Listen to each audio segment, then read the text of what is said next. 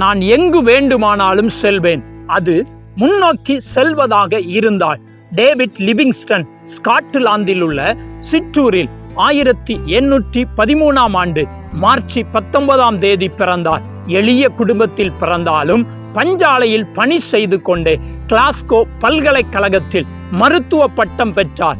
1841 London mission மூலமாக ஆப்பிரிக்காவுக்கு மிஷனரியாக சென்றார். Missionary பணிகள் மத்தியிலும் ஆப்பிரிக்காவின் பல புதிய பகுதிகளை கண்டுபிடித்தார். உலகின் மிகப்பெரிய நீர்வீழ்ச்சியை 1855 ஆண்டு கண்டுபிடித்தார். அதற்கு விக்டோரியா நீர்வீழ்ச்சி என்று பெயரிட்டார்.